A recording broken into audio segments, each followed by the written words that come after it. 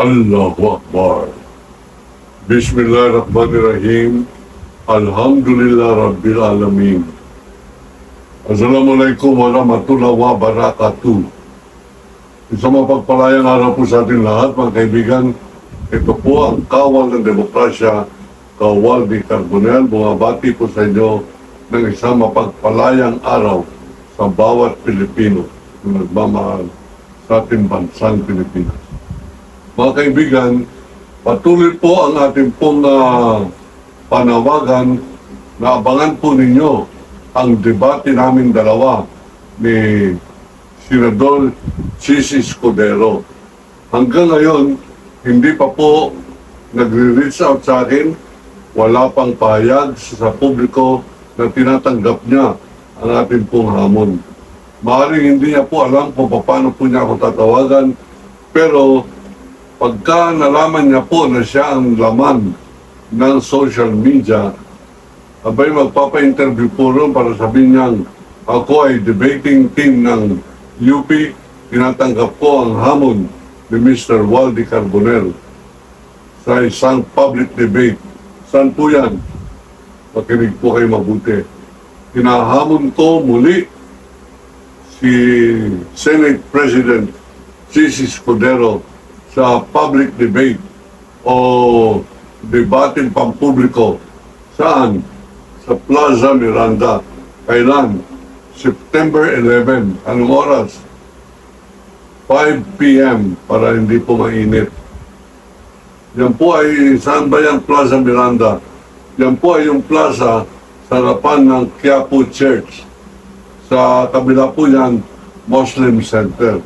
Kaya pinanawagan ko na rin yung ating po mga kapatid ng mga Muslim na upang malaman po nila ito pong masyadong maselan.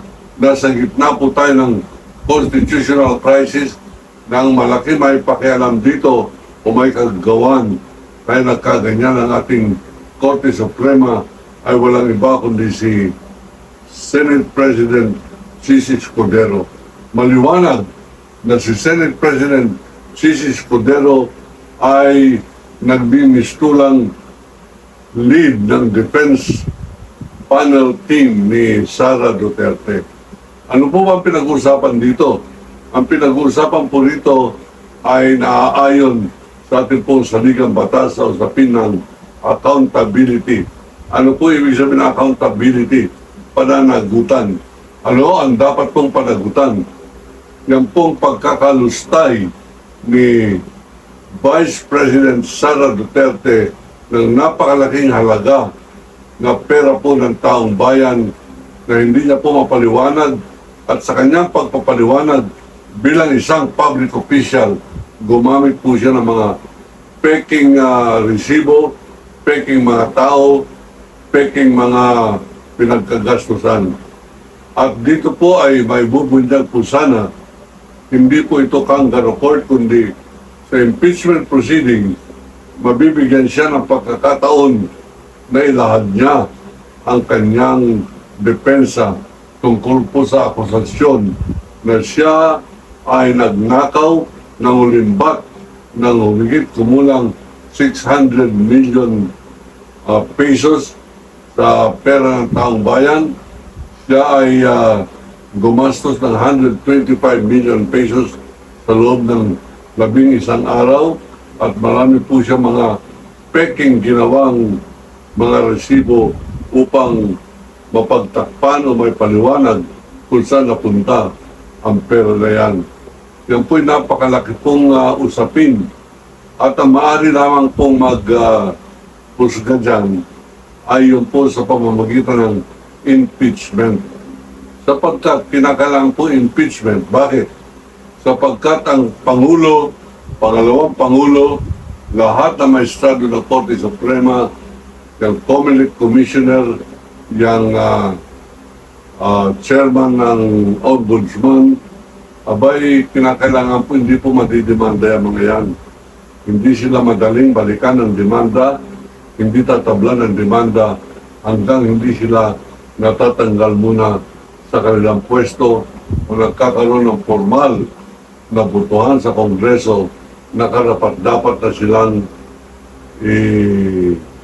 i-trial o ipagsakdal sa Senado. Sa saligang batas, wala po tayong dapat idagdag dyan. Nandyan na po ang guideline. Hindi na po kinakailangan, mali po si Marcoleta, Marcoleta, na sabihin niyang binibigyan sila ang Senado ng guideline kung paano isasagawa ang impeachment. Mali, sapagkat walang karapatan, makinig po kayo mabuti, walang karapatan mula sa batas na ang Korte Suprema ay maaaring magbigay ng guideline o yung po palatuntunan o lituntunin hinggil po sa impeachment. Ang kanilang trabaho lamang ay interpreta anong ibig sabihin, halimbawa, ng forthwith. Anong ibig sabihin ng mga hindi maipaliwanag agad-agad ng mga lower courts o pinagdidebatihan na usapin tungkol po sa konstitusyon. Kaya nga po tayo merong Philippine Constitution Association or PhilConsa upang nagpapaliwanag po ng ating po saligang batas sa madla. At kung namamali po yan, eh nandiyan pong Korte Suprema ang tatama niyan.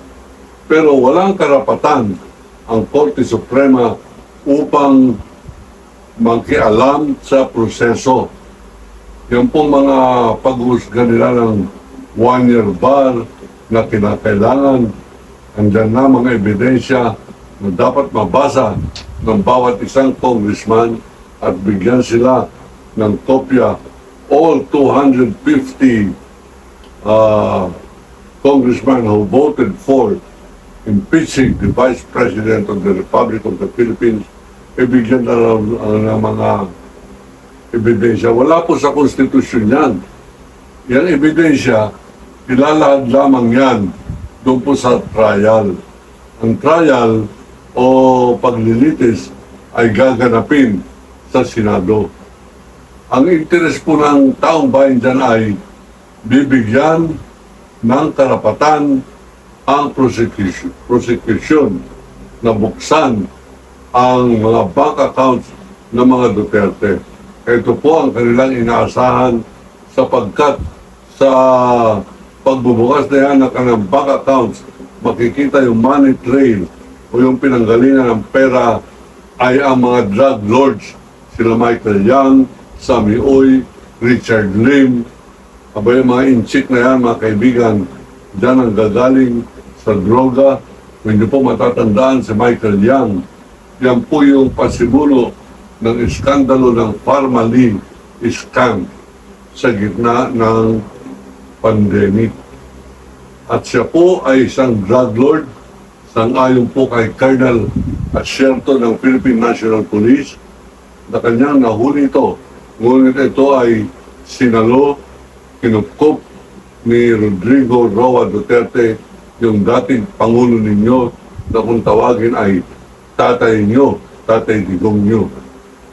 Tama si kasamang Percy Lapid, ang tawag niya rin ay digong nyo. Kung minsan pagka naninito po ko, ang dinig ko, demonyo, eh hindi na po pagkalito yan. Tama pa rin yan. Mga kaibigan, ang ating pong paninindigan dito ay para po bang hindi karapat-dapat na itong si Chis Escudero na maging Senate President. Pero hindi po yan madadaan sa impeachment. Ang masakot nito, dadaanin pa sa eleksyon. E sa eleksyon na yan, pihadong ang China, ang mga Duterte, ang susuporta para manalong senador o maging Vice President ni Sara Duterte, si Chis Escudero. Ano po ang ating gagawin? Pag-ibayuhin po natin ang ating pong paglalahad tungkol sa tunay na pagkatao ni Chis Escudero. Sino si Chis Escudero? Mga kaibigan, si Chis Escudero ay isang tao na makinig kayo mabuti. Lasinggero. Lasinggero po yan. Nakita ko yan sa Sulu Hotel. Mga ko po ay umiinom din doon. Nakikinig ako doon sa senior. na kanya pong naitanan. Kaya kilala ko po yan si Chis Escudero, na-interview ko na rin yan doon po sa Channel 4 nung ako po ay resident commentator ng People's Television 4 o PTV4. Na-interview ko po yan. Napahiram ko pa siya ng jacket sapagkat naka-t-shirt lamang siya ng puti, kinakailangan dignified o kagalang-galang ang appearance dyan po sa aking programa sa Channel 4. Abay, naamoy ko yung kanya pong amoy alak na hininga. Abay, amoy vodka. Yan si Chis Escudero, nirereklamo ng kanyang mga biyanan na nagpapakita ng kabastusan sa kanilang harapan. Para po bang walang galang. Alam mo, ang asawa, ang magulang ng asawa mo, para mo ng pangalawang magulang yan. Para mo ng magulang yan. Sapagkat yung anak nila ay sinuyo mo, minamahal mo, at pag nagkaanak, yan ay kanilang apo, at dapat parang magulang mo na rin ang turing diyan po sa kanyang mga magulang ni Heart Evangelista. Kilala ko po yung tatay ni Heart Evangelista. Ang pangalan, Reynaldo Ompauco. Si Reynaldo Ompauco, mga kaibigan, nakilala ko na rin po yung kanyang asawa.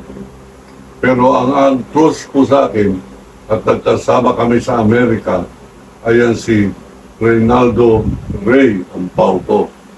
Siya po ay mabuting negosyante, matino. Sila po yung may-ari ng Barrio Fiesta Restaurant dito po sa Makati, sa Caloocan City, sa Quezon City, malapit po sa Araneta Avenue, yung Barrio Fiesta Restaurant. Pag-aari po yan ng tatay ni Heart Evangelista na nagre-reklamo ng kabastusan na pinapakita ni Chis Escudero. So ano po ibig sabihin to?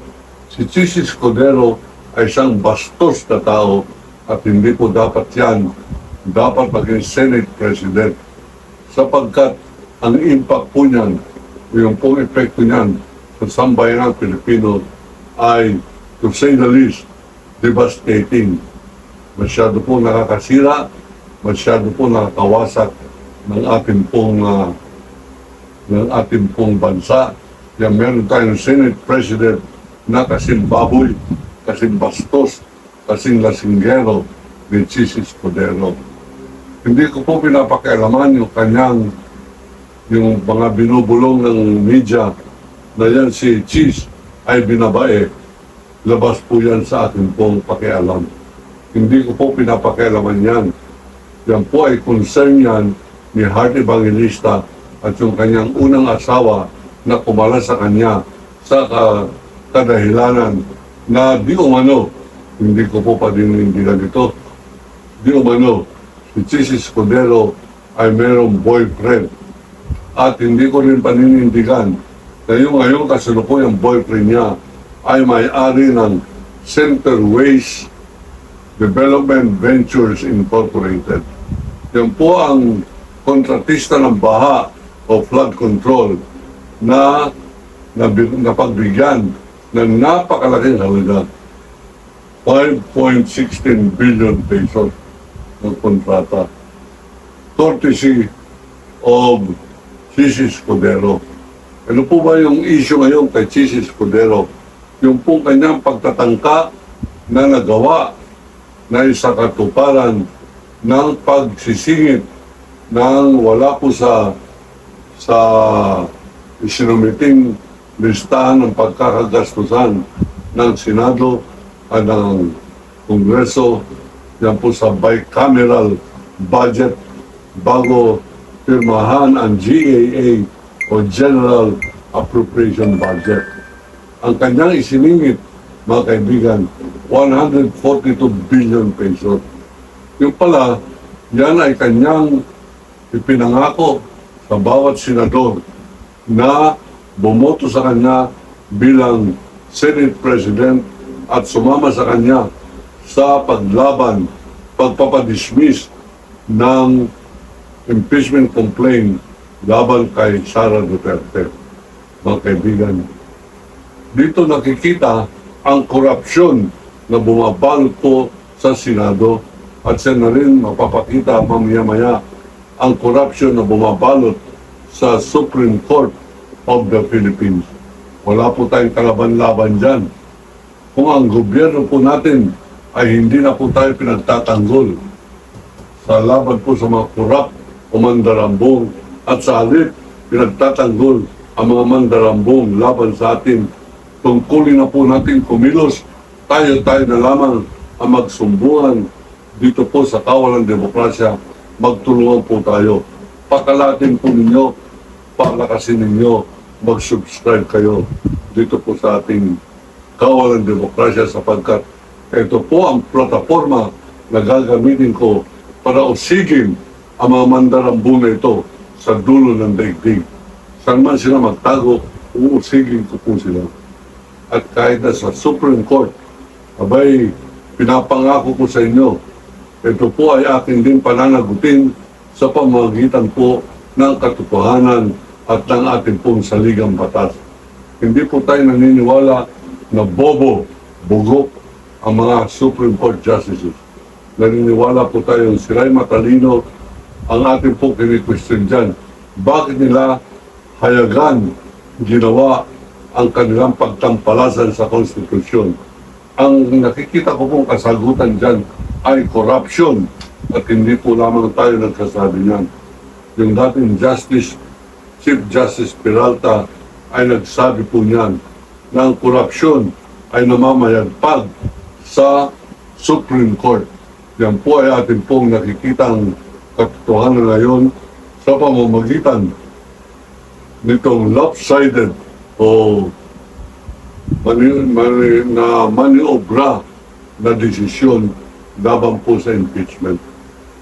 Ipalakasin po ninyo itong ating pong programa, ipakalat po ninyo, share ninyo, i-like ninyo, i-pass ninyo kung kinakailangan, mag-subscribe kayo o mag-unsubscribe kayo pag ayaw po ninyo ang aking pong paninindigan sapagkat yan po ay ating po lamang tungkulin. Bawat isa sa atin mayroong misyon sa buhay. Tayo po ay hindi troll, hindi po tayo vlogger ng mga partido o ng mga politiko. Tayo po ay kawal ng demokrasya. At yan po ang ating pong paninindigan, ipapagpatuloy po natin ito hanggang kung saan man tayo umabot. Sisi Escudero, sumipot ka sa ating debate upang sa ganun malaman ng taong bayan ang tunay mong pagkatao at kung totoo na ikaw nga ay member ng UP debating team. Ipakita mo, humarap ka sa atin. September 11, 5 o'clock in the afternoon, Plaza Miranda. That is our date with history. It is the turning point of the consciousness of freedom-loving Filipinos. Mark that date. I will mark it in my heart that you will be there man enough to face me and face the Filipino people in a public plaza like Plaza Miranda. I dare you, Senate President Lasingero, Sisi Escudero, wala akong pakialam na ikaw ay bakla, hindi ko issue yan. Ang pakialam ko ay katraidoran mo sa ating saligang batas. Ang pakialam ko ay ang pagtatanggol mo sa pandarambong na ginagawa ng mga Duterte at lahat ng mga kabatada mong nagtatanggol kay Duterte ay kapwa mo traidor sa bansang Pilipinas. Yan po ang aking paninindigan, yan po ang ating pong paglalaman. Ako po si Kawaldi Carbonell, nagsasabing, iniibig ko ang Pilipinas. China, layas!